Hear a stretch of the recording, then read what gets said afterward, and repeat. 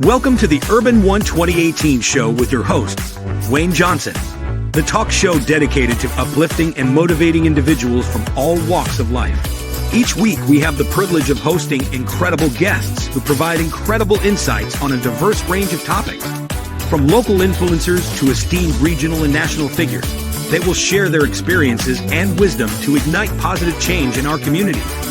Get ready for another captivating episode of the Urbanone 2018 show with your host, Wayne Johnson. Let's embark on this journey of inspiration together.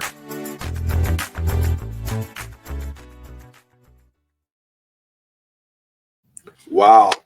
Welcome everyone to another great episode of Urbanone 2018. I'm your host, Wayne Johnson, and today's special guest is Mr. Don Taylor. And he's one of our contractors here in the city of Atmore. He has electrical business and doing great things in the city of Atmore. His business is growing. And so we just honored to have him on set with us today. Don, thank you for joining us. Appreciate that. And just introduce yourself to our audience. Yeah, well, like Pastor said, I'm Don Taylor.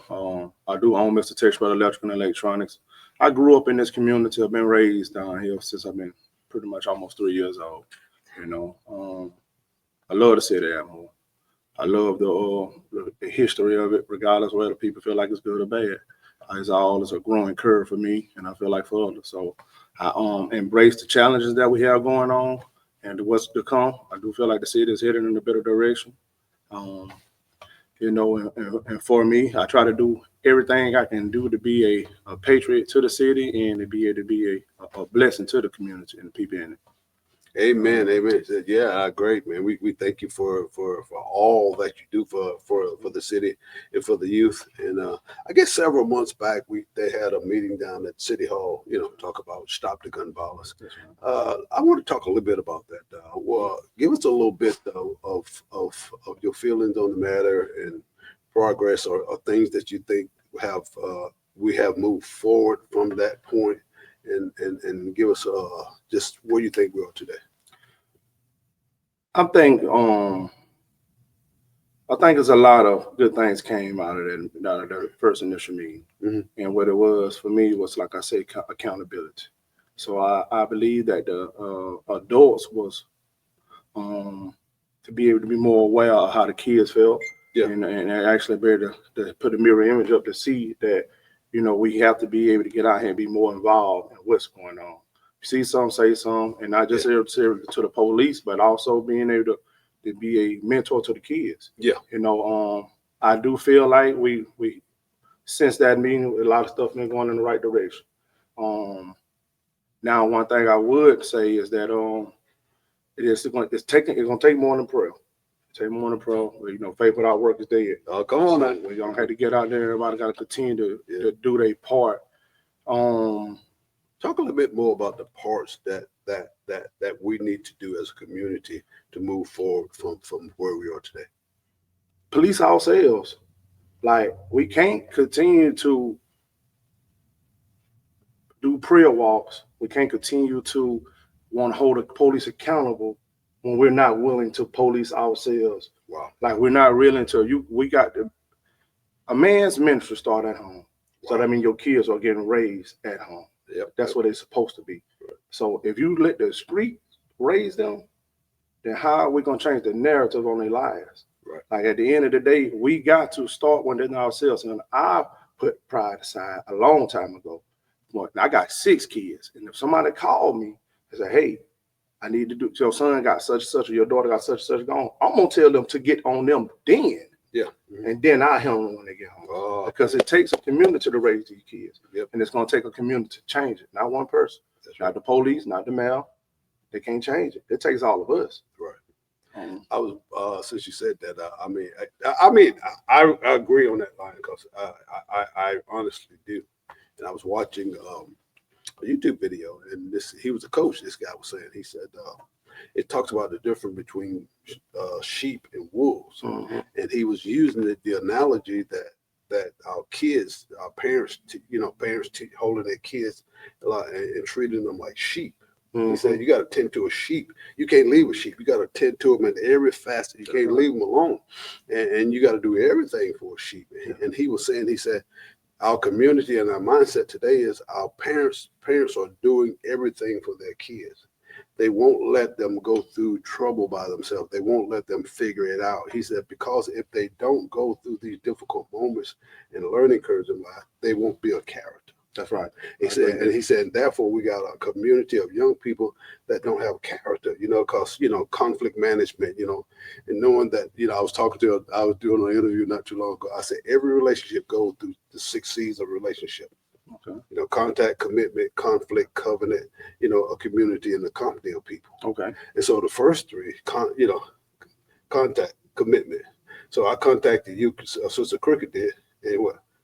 Now you made a commitment. You're going to do the interview. So now in life, in relationships, 10 years down the road, it's going to be a conflict. Because why we're not going to agree? That's just a natural norm still thing, And so every relationship goes through that. But covenant, the thing about covenant is we choose to forgive and work together and move on. And I think sometimes just because I think we don't let our kids go through stuff. We don't let them be a character because we're trying to solve all their problems. That's right. And so, like you said, sometimes it starts at home, man, and being that leader and being that watchman on the wall, man. That's not an easy job. It's not, but it's what we signed up for. Ah! At the end of the day, I don't think everybody got the memo. Yeah, well, when the Corinthians say God bless a man with a bag full of arrows. Yeah. So our kids are our blessings. Yeah. Right. That's all. But you hear a lot of people talking about generational wealth, and heritage and legacy. Yeah. That's what your namesakes get tracked. That's right. Trickle down for. Yeah. So they gonna be a representation of you. That's right. I agree, man. I tell somebody, I said, man, Dad raised me. And I think the biggest mistake sometimes we make, man, we could start telling our kids, man, I'm not going to raise my children like I was raised. Man, you just curse yourself. Because, see, you came away with credibility, courage, and mental toughness. Yeah. See, you came away with discipline. See, those character traits that those old folks gave us, they didn't ask you what you felt. No, this is how it's gonna be in this house. You don't like it, there, don't hit it. And so you gonna eat it. Yeah, they train us, and so here it is. So that skill set, and like you said, man, it is because you got to discipline your children. You got to love them and discipline because your mom used to whoop me, daddy used to whoop me, and man, sometimes after you get that whooping, where you gonna go? You sitting right there in the house. All of a sudden, you see him go curl up on mama. Yeah, she'll pat you and rub you a little bit. It's gonna be all right. Yeah, it's gonna be all right. But you just got discipline. And I saw enough people in my family get disciplined. I said, I don't want. That's the wiles of man. That's what we got to take away from the Bible. It teaches us that a wise man learn from his mistakes, but an even wiser man learn from the mistakes of others. Yeah, I ain't got to see you go running and get turned up by that fire. No, not stick my hand in. Right, and you're right, man, because our youth, I think they get the false impression about life, man. I was like, how do you get from point A to point B? And I was trying to figure that out. I was talking to a friend of mine, like Tony Flavors. He said, when you turn 18, you may not have it all figured out, but you got to have discipline. You got to have self-control, and so when trouble is on a certain street corner, conflict. Go back to conflict management. If I know conflict is down there, why would I go put myself in that arena where it will provoke me to do something that I'm gonna regret, or either somebody may do something to me that that would create an issue that I'm gonna have to retaliate. And so conflict management is just realizing where you are and avoiding those type places. But like you said, man, I don't even know how we got here, man. It's I think the process was so slow. And we drifted away and drifted away and drifted away, and now, man, we're here. Well, I heard this saying on Facebook, I want to say, and it was one of the videos that I was listening to, and it says that a tough times create a strong man, and a strong man create easy times.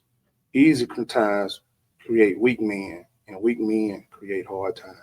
I've seen that before. That's where we at now, and it goes right back to you saying that I said I wasn't gonna raise my children the way my parents raised me. Right. You know what I'm saying? Right. So my kids now, I don't just give them up. If the folks that know me, they know me. Mine's gonna grind for it. My money is my money.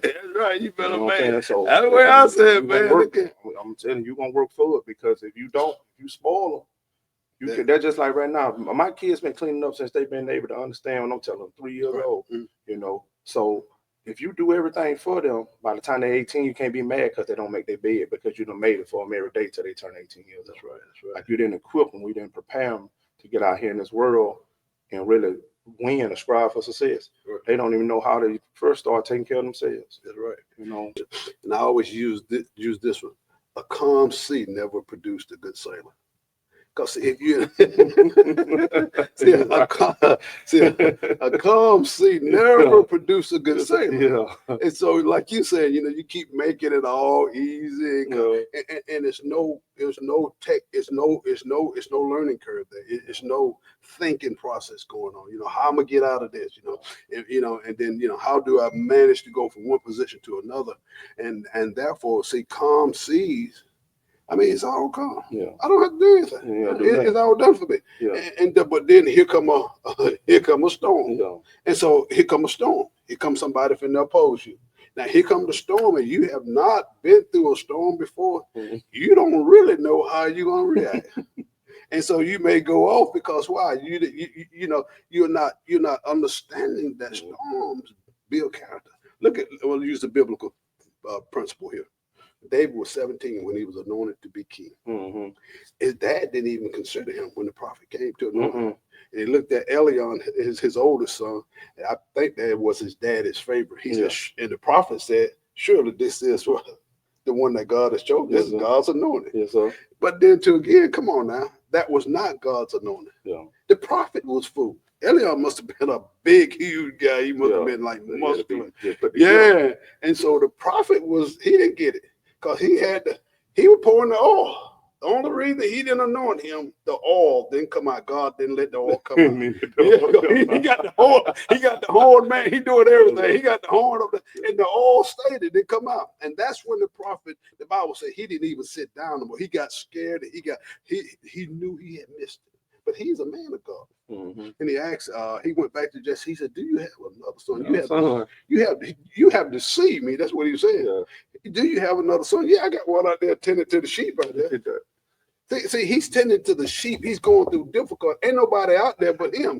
Out there, it's a problem out there with the sheep. He got to solve it. Right. He can't run back home and ask daddy, which is about 2 hours walk or whatever, then walk back. That's 4 hours gone. The problem. Come on, man. Right. Sheep probably dead, hurt, gone. Yeah. He got to solve the problem out there on his own. And here it is, man. I'm telling you, it was good for David. It's good for 2025. It is. And so here's David, that God chose David when he was out there tending to the sheep. Come on now. And when God anointed David, he said, now here comes our position. That's all. And so 17's anointed. Go back. Now, when he's anointed king among his brothers, they knew it. But he goes back to the tending the sheep. Mm-hmm. Goes back to the place. And David said, did y'all not know that I was anointed king? Why am I still going through it to the sheep now? And so here it is. Sometimes you got to go back to stuff that continually keep building character in your life, even though you're not recognized as what the full potential that you come. And so sometimes our kids won't be recognized till their time comes. Yeah. Discipline and training is the battleground for a mental toughness for success in this season that we're living in. And I see so far down the road with what you were just speaking on, Pastor. Just to go back, and we can just go back to the beginning with that. When God created Adam, before anything, right? Adam was fulfilling his purpose, doing what God intended for him to do. He was working hard and diligent in that garden. Yeah. And he said, that's a lot of work. And he's doing what he's supposed to do. Right. Let me create him and helping me. Right. But the thing is, it was a blessing, but he also was fulfilling his purpose, just like King David was. Yep. So the thing is, it's going to be hard to go to the next level in your life if you don't know who you are. If you don't know what your purpose as a man on this planet is. My purpose ain't your purpose. It ain't my job to do what you out here doing. Right. I got to fulfill the genuine purpose that God gave for me to do. Right. And then I can be able to move on to the next levels in my life. Right. But it's just like a video game. You can't go through level 3 if you ain't been through level 1. That way. But what I'm trying to tell them is, conflict comes in any area of your life. If you don't realize conflict and criticism, see, people want to be leaders, but they don't. I didn't understand it for a long time. That criticism comes with leadership. Oh yeah. See, you can't have one without the other. So sometimes you want to be in a leadership position. Here come the criticism. You think the criticism shouldn't come. They're like a hand in the glove. You can't have one without the other. You can't have one for a long time. I didn't understand that. When I first became a supervisor on my job in 1989. And man, look here, I was a supervisor for 7 to 8 years. Then I got promoted, man, 1989 until I retired 5 years ago. Yes, I've been in leadership. But for the first 3 or 4, it's what drove me crazy because I didn't know. I said, why these people coming against me? Then I started looking out and reaching, man, wasn't reading no books. See, because if you don't self-educate, therefore now your world is a closed world. No, let me show you what I told people. I told a guy that came to me, I said, you ever seen a pond? And they said, yeah. He said, yeah. And I draw a circle with a pond in it. I said, it's no inlet in and there's no outlet. That's right. I said, everything in that circle of a pond, there's no underground spring. I said, if there's nothing in there that's what revitalizing that pond, it's going to dry up because the conditions of life and no rain in dry season, and it's going to dry up. You're going to see the water level go all the way down.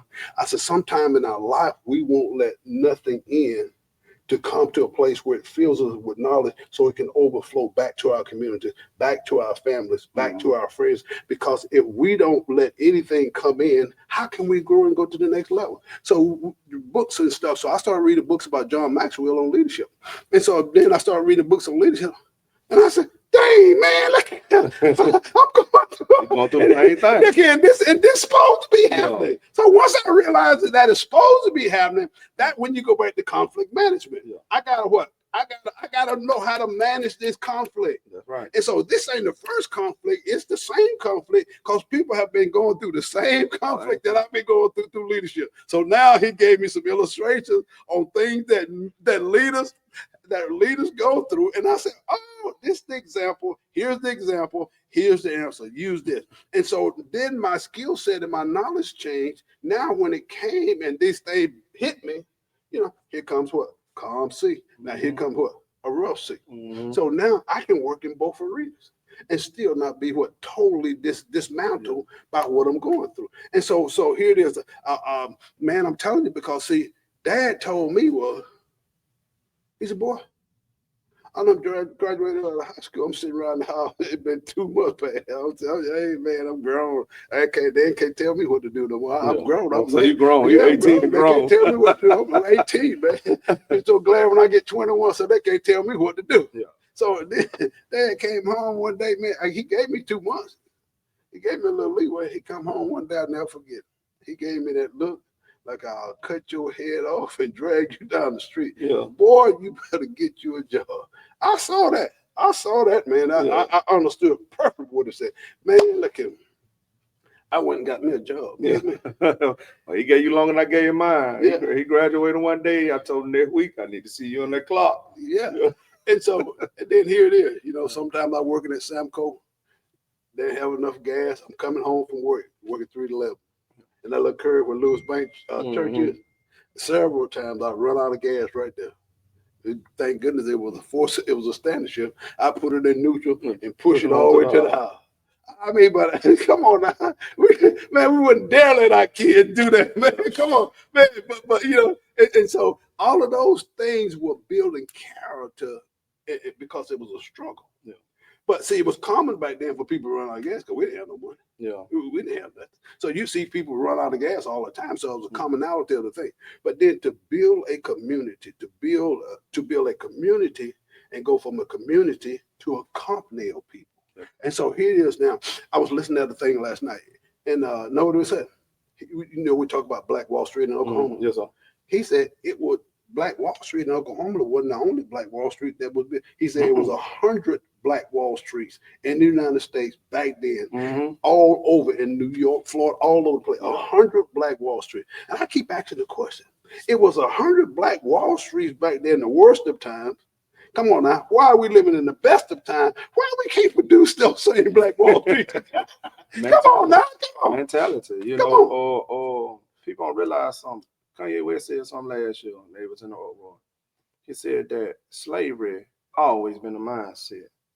So we have the power to be able to build and do whatever we want. But the problem is that when it comes from you, we could be like, I don't want to hear that. I don't want to hear that. I don't want to hear that. It'll be from somebody else on this other side for me to even better grasp and to take it. You know, they take just the thing. It's like I talked to a former city official some years back. Yeah, they didn't agree with what I was putting out because he thought that I was trying to incite the wrong type of people. But I gave him this analogy. I said, let me tell you something, man. This the thing. I'm always eating at your house, right? You got your nice house. You got your table in your house. Every time it's time for me to eat, I come over to your house. But the day I come over today, you mad. You don't want me at your table. I don't have a house or a table of my own to go sit down and eat at. Wow. So what you saying is that it's a problem for me to build my own house, to have my own table. My house can be the same color as your house. Yep. But all I want is to be able to have my own, have a balanced relationship. Right. To we ain't got to eat at your house all the time. Come eat at mine some. Right. See what I'm saying? And then if the day you don't want me there, guess what? It's fine. I let you come down and go eat at my own house. That's right. And that's the way you got to look at it. And that's the way we got to learn to build. But you know, but we ain't gonna get that because who house got to be built first? Yeah. That's the problem. We have no protocol and no prioritization when it comes to us because it's gonna always be a selfish thing. Because neither one of us has houses. So how do we decide who house built first if both of us think that we equal? If both of us consider us doing the same thing? You know, when you go back to tribal principle on how the Indians, like the Mayans, and how these cultures live, is a reason why they just had one chief and he wasn't voted in. Yeah. You know, whenever he appoints something, it had an operator change on how things got handled. Right. That's why even with the Mexicans now, that's why you don't see them arguing on a job site. Because they understood managing. Yes. See, you can have a position, but if you're not a good manager, managers mean I'm foreseeing. Yeah. I'm seeing the next year.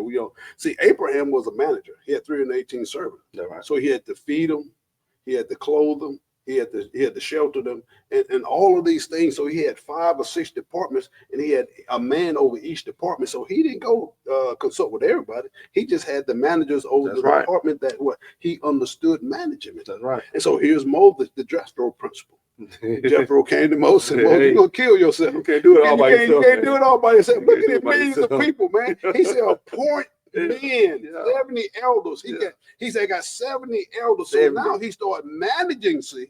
Somebody keep telling him. Sometime, come on now. Yeah. So, because managing, when you start to be a manager, now you got 70 different spiritual people that are connected to you with influence and wisdom to help you do what you call to do. That's right. And so here it is, 70 elders are sent to. He said, if something comes up that's bigger than what you are able to handle, he said, bring that issue to me.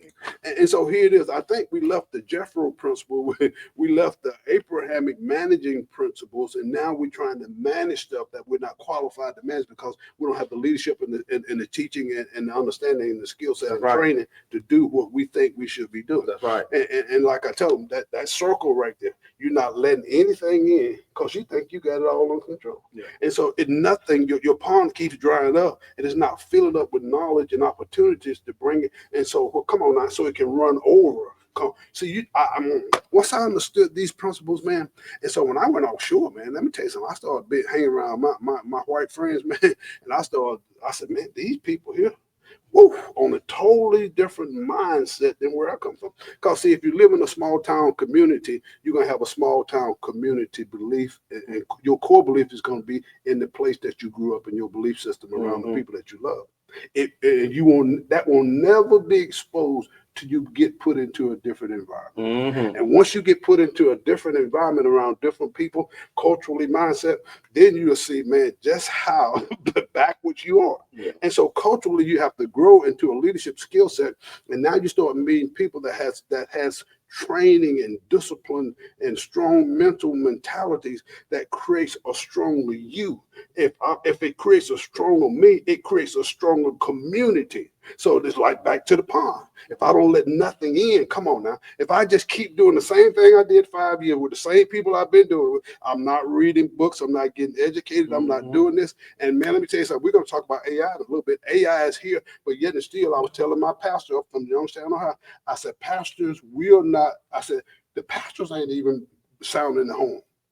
And these are the people in our community we don't even see this tidal wave coming. Here come Katrina, and we sitting back like everything's all right, man. Good. And here come the storm, man. And we just, the calm, for the hurricane get there's a calm. We sitting up there with the calm, man, and we not even bringing and talking about this boom of wealth and technology that's afforded to our people. Come on now. Because see, once ChatGPT 3, now you can go to 5. And man, let me tell you something. When we understand it's just Google on steroids. But if you don't understand this momentum of this wave that's taking transitional change that's coming in the world right here today, you're gonna be left out. Because see, AI is gonna be replacing jobs. And if you don't have the skill set, a lot of jobs. So now if you don't have the knowledge and the skill set of something about AI and computer, man, let me tell you something. Those jobs going to go away. So what are we going to do? We're living in the best of time and we're living in the worst of time. Devices going to be a blessing, but it also can be our downfall. I tell my kids, and a lot of kids, I tell you 2 things you can't compete with right now in this world, and in America, is AI and Mexicans. You can't compete with them, dog. So at the end of the day, because they all love them, guess what? AI has a system in place. It's built. They run off programming, procedures, and protocols. Yeah. But guess what also does? Mexicans, when they hit a job site, they run off the same principle like an AI system when they get to work. Like, they worried about a lot of things, but this right here was going to push us even further down that totem pole. If we don't get ahead of it, if you learn how to be able to use that AI and to manage it, to be able to make it better for us, or to understand that some stuff we're going to have to make sure we get our hands dirty and get more hands-on training on things, because even now you got AI-powered robots, that's out here cutting grass.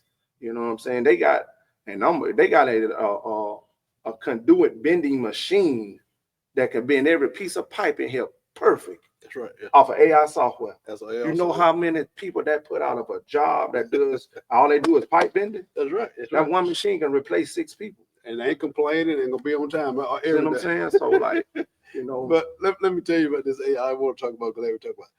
See, a friend of mine about 8 months ago, he sent me a link. He said, "Go check this out." He said, you hear the term AI agent. And so he sent me a program, and he sent me a training video. He said, "Watch this." I watched it for an hour and a half. It's using Telegram, the Telegram like WhatsApp and all that. It's using Telegram as the messenger to train the AI agent for whatever you wanted to do. Okay. And so I was listening, and I saw it for an hour and a half, and I said, I can build this. And so, but it made hair stand on top of my head. I don't have no hair on that, but that little bit of hair stand up. And I said, technology is here. And the guy that was doing the training, man, he was so prepared and well trained. But what I'm saying is this, parents, our kids are tech savvy.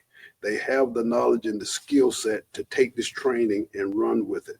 But we're not exposing it, and we're not talking about it, and we're not creating enough energy behind this arena that we can go to. See, one thing about the internet, let me tell you something about the internet. See, the internet is not prejudiced. It don't have no color. You can even do a faceless YouTube channel. The internet, a lot of people got a lot of criticism, and they always put their real name up, and they say all kind of bad things, and you don't even know who they are, but yet it's still. Let me tell you something. Technology has afforded us a plan and a system to build wealth in this in this time and season that we're living in. And so I'm just bringing some things to the table. And I told somebody else the other day, I said, man, we got to go back to daycare. I said, we got to start creating videos and things that's playing while our kids are in daycare. Right. Because see, the videos and TV got us here where we at. It built the belief system of the community. Right. And what our family and parents believe. I said, we got to go back to daycare, kindergarten, and preschool. I said, man, we got to go back and start training our kids. Not that our kids don't have the talent and the ability. We're just not back to that pond again. Yeah. We're not putting anything in. And so our ponds are drying up. And so the core belief of our children, man, come on now, they're not increasing, they're decreasing because the pond is drying up. We got to go back and build systems that are in place to educate our kids. And so when we educate our kids through what they see. If they seeing us do it at home, that's why they're doing the same thing we do. So what you see, you do. Watch TV, you come on now. And so if that's the platform wherewith that a lot of belief systems are built, why not bring some of those things in these daycares and start showing it? On my YouTube channel, I had a black lady that she was teaching etiquette to young ladies, teaching them how to sit, teaching them how to use a fork and a knife, teaching them proper etiquette and this. I said, man, we don't even take those videos and put it in front of our children and create a platform, because what you see is what you become.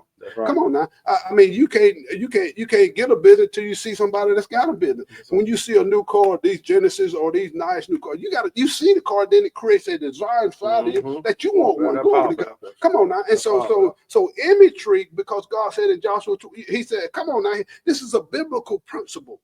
It's what you see. It creates a desire inside of you in order for a transformational change to come. God told me to tell my people, he said, if you're saved and full of the Holy Ghost, he said, tell my people they got a genius on the inside of them. He said, but because we, like the children of Israel, when they came out of Egypt, we keep what? Looking back. Oh, the man stopping me. Oh, we came up and slaved. No. Those are just traditional things that keeps you tied to the past. See, what you talk about is what you become. It won't let you it won't let water inside your pond in order for it to what fill up and overflow back into our communities. And so when we do that, man, we cut ourselves short, because see, the genius on the inside of us, we don't give God a chance. Let me show you. I'm gonna give it to you this way. You know, a lot of churches didn't have no keyboard player. Didn't even know how to train nobody. Yeah.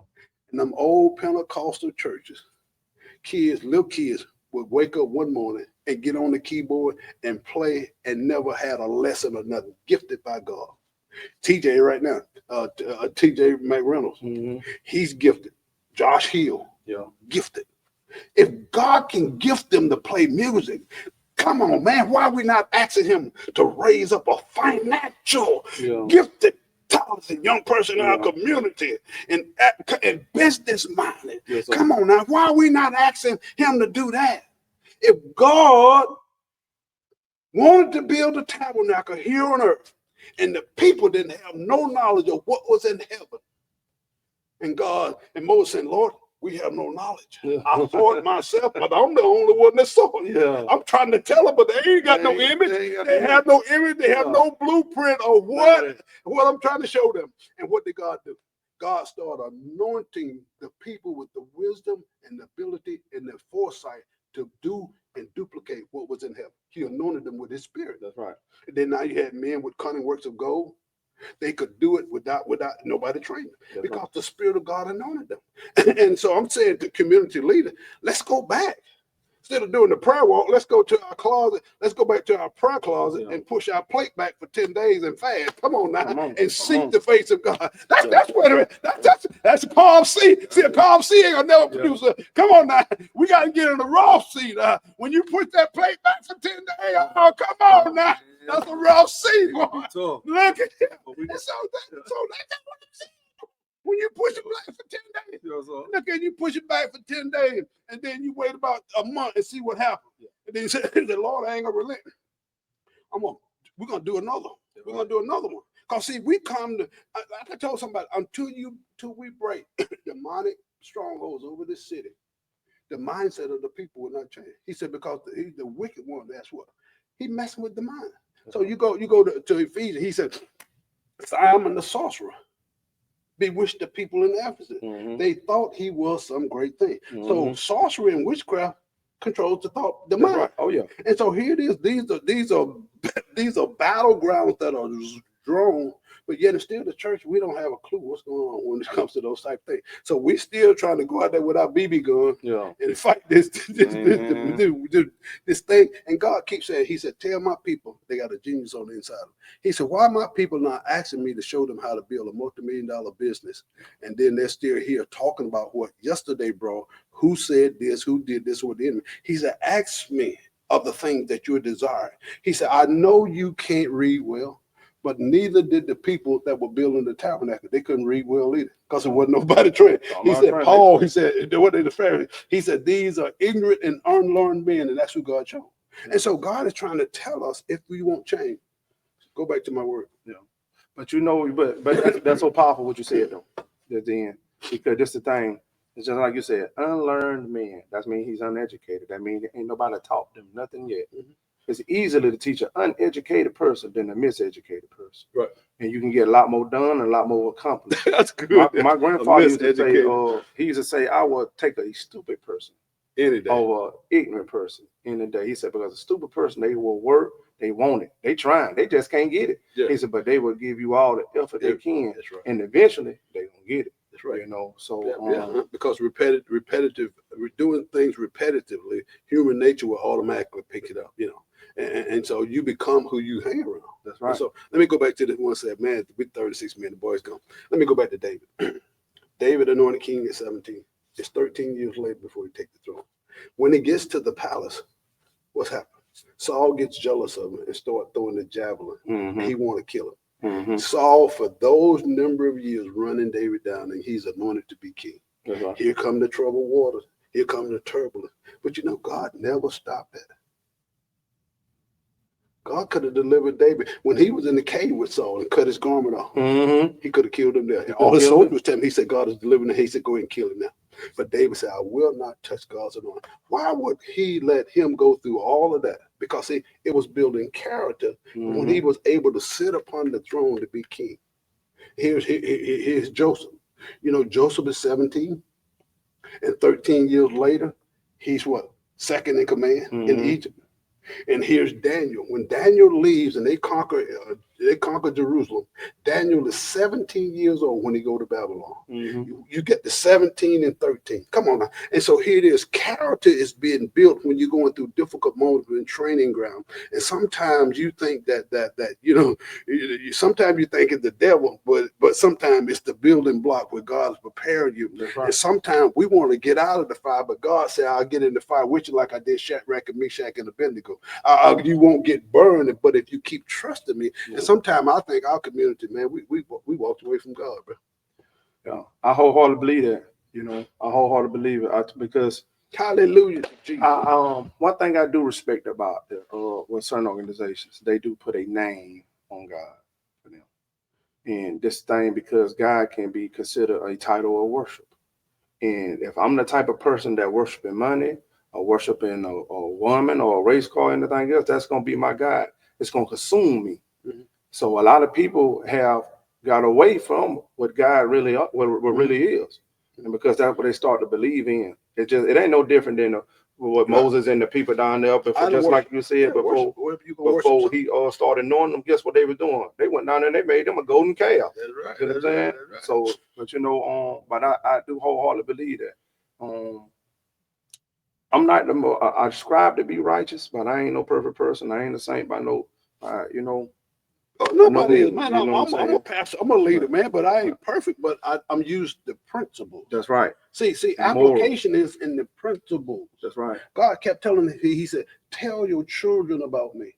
Talk about what I did at the kitchen table. See? He said, talk about what I brought you through.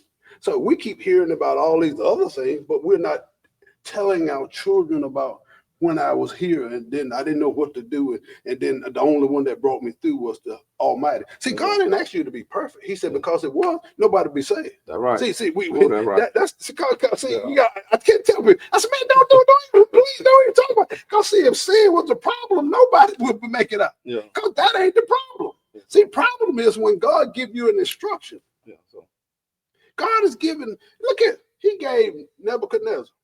And Nebuchadnezzar, he gave Pilate. Pilate was a wicked man. Nebuchadnezzar was a wicked man. When Nebi started thinking that he had built Babylon, that's when God struck him down and put him out there in the field for 7 years. And God told him, he said, nobody won't take your kingdom while I got you out there in the field. He said, but when your mind comes back to you, when I release you from here, you're going to know that I am God. And when he came back to his mind, his kingdom was restored because God said, I give you power to get wealth. See, people keep getting that thing mixed up. God said, I give you power to get wealth. Yeah. He said, I'm the one that's giving you power to get wealth. See, once I know that God's the one that's giving me power to get wealth. And so let me tell you something. David wasn't perfect.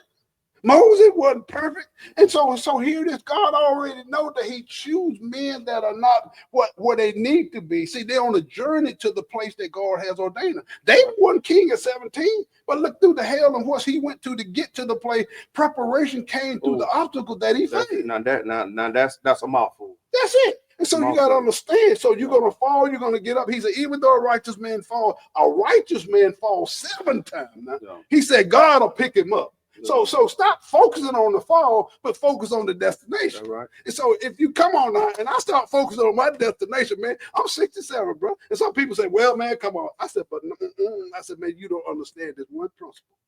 See, God, this is what God told me. He said, the ground is no respecter of person. You can put a 1-year-old, 10-year-old, 20, 30, 40, up to 100 and over 100 years old. Yeah. You go out there and put a hill of dirt for every one of them. That's right. And put that dirt up there and give every one of them a seed and let them all put the seed in the same hill of dirt and watered it and covered up. And come back 2 weeks later, it'll produce for everyone that put it, whether it was 1 year old or whether it was 110 years old. So if the ground is no respecter of person and God is no respecter of person, he asked me, he said, what's your problem? If I can disqualify you, why are you disqualifying yourself? Yeah. Come on now. Sometimes we disqualify ourselves. We won't let God be God and bless us. Because see, we still think it's something that we got to do to say. He said, I knew you when you was in your mother's womb. Yeah. Man, I already knew what you're going to do before you did. What you doing right now when you make a mistake? I already knew it, but I still called you. Yeah. So that means, come on now, his grace and come on, that means it's not a showstopper. Yeah. And once I found that out, man, once I said, Lord have mercy, he just asking us to be obedient to the call and the thing that he called. He said, I'm going to do the work. I'm just asking you to believe me. That's see, David missed, he went to God with a broken and a contrite heart. So when that brokenness comes, God said, I'll stand up. Oh, you don't hear me. And so sometimes our children are not seeing us talk about God, and we're talking about everything else. Yeah. And God said, the day that you forget me, I'll forget your children. Because I'm a jealous God. Man, look here, I'm gonna close it up right there, boy. Man, let me tell you something. But look, I got one more. We closing the interview. Man, we're gonna do that again, though, Pastor. Look here, I got a lot from that. Oh man, but the topics of what's your projected outlook for? I know the election was yesterday. We got a new mayor in place. In place. Talk a little bit. Give us a little recap about what the projected. I know the projected outcome was, and so what are you looking for the next 3 or 4 or 5 years here? So for what I'm looking for is a complete city merger. That's what I'm looking for. I really feel in my heart we got a mayor in here now that's not going to necessarily be biased to any concerns or anything when it comes down to growth of the city of Atmore. I've been working with him for about 5-6 years now. Yeah. Prior to even knowing that he was going to ever run for mayor. Wow. So I always put out stuff about making the city as one. That's what I'm gonna stand on, and just me being able to deal with the city hall. Because truth be told, I can be a liaison for the city. Yeah, right, because I get this side and I get that side, right? I grew up on one side. I came up in a certain culture. Of course, just like you said, 17 years old, I got a GED, and I was ready to go to college. Yeah, 17. Yeah, you know what I'm saying. So, but it took me to 21 before I graduated with my first degree. With that being said, so I learned to be able to navigate off a lot of the same principles that I got from over here, but I learned these other cultures and I learned the other cultural principles. So I feel like with all that being entwined into one, it can be able to help even just with the mayor that's in place. You know what I mean? And not only the mayor, with the councilmen that's been voted in. Man, there's a lot of good stuff I know that the city had more got on the books already that's been in the works. Yeah. You know what I'm saying? So having a strong networking system is gonna help push Atmore forward in a lot of ways, man. Wow. And that's a lot of things that people gotta really understand. It ain't about necessarily the other candidate could have won. The thing is, you got to be able to still build and have a bond on whatever our differences is. I'm willing to sit down at the table with anyone and discuss my differences and find a a common place for all us to be able to say, okay, then, well, either we're going to agree to disagree on this, or let's just come back and revisit it down the road to be able to find a way to build and still continue to grow and move. Because that's like right now. If you get in my vehicle, my second gear about messed up in there. I'm gonna go through first, and I may try to get that second. Or if I ain't get that second, I'm gonna have to leave that second and go to third. But that vehicle got to keep moving forward, right? Because if we don't, man, I can't just sit there and be scrambling around on one second gear that they ain't gonna never get. You know, I agree wholeheartedly, because you can see community growth in the city of Atmore. That's right. So I see a great future for Atmore as well, man. I tell you, I thank Mr. Don. I appreciate you for coming in today. And so, man, I tell you, I think we had some great meat and potatoes today. So, family, I say, hey, we love you. God bless you. And until the next interview, God bless you and take care. Have a great day. Thanks for watching the Urbanone 2018 show with your host, Wayne Johnson. The talk show dedicated to inspiring individuals from all walks of life. Every week, we have the privilege of hosting remarkable guests who provide profound insights on a wide range of topics. From local influencers to esteemed regional and national figures, they generously share their experiences and wisdom to spark positive change in our communities. We sincerely hope that today's episode has left you inspired and motivated. Join us again next week as we continue to uplift and empower. Until then, may you be blessed. From all of us at the Urbanone 2018 show with your host, Wayne Johnson.